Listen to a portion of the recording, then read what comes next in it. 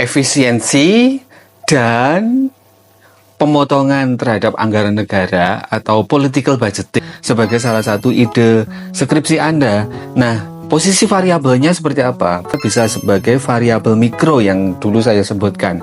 Nah, contohnya adalah bagaimana political budgeting ini berdampak terhadap variabel makronya adalah misalnya isu-isu terkait dengan kepuasan kerja ASN, terkait dengan produktivitas kerja satu lembaga atau institusi yang secara pasti itu sangat tergantung dengan atau politik budgeting. Nah, efisiensi ini adalah bagian dari political budgeting yang bisa diriset, yang hal ini dapat mempengaruhi banyak hal. Inilah sebenarnya kita bisa tentukan sebagai variabel mikronya begitu. Jadi variabel mikro ini adalah yang sangat spesifik yang kita angkat, sementara variabel makronya adalah variabel yang menjadi tujuan akhir misalnya dari suatu proses yang dibentuk oleh berbagai faktor.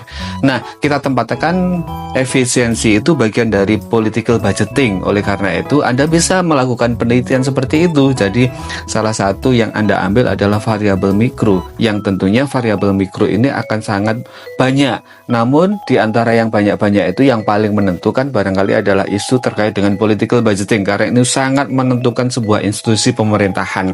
Contohnya saja nanti misalnya, apakah dengan susutnya 80% efisiensi ini akan meningkatkan produktivitas atau justru akan meningkatkan kelesuan suatu kinerja organisasi pemerintahan. Nah, ide riset inilah yang bisa Anda kembangkan sebagai satu ide-ide skripsi, ide-ide tesis, atau ide-ide disertasi, sehingga akan bisa mencandra bagaimana perspektif politik budgeting ini menjadi satu bagian dari arus mumpung 80% gila-gilaan ini efisiensinya.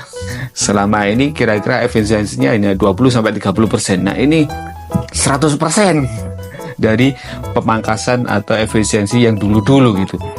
Nah, apakah ini ada kaitannya dengan konteks makro? Misalnya bahwa efisiensi ini bisa menjadi salah satu bagian dari ongkos politik atau ongkos pembangunan. Nah, inilah yang kemudian menjadi isu konteksnya. Konteksnya adalah Anda bisa mengangkat isu pembangunan atau isu ongkos politik ini. Nah, silahkan Anda kritisi dalam skripsi Anda.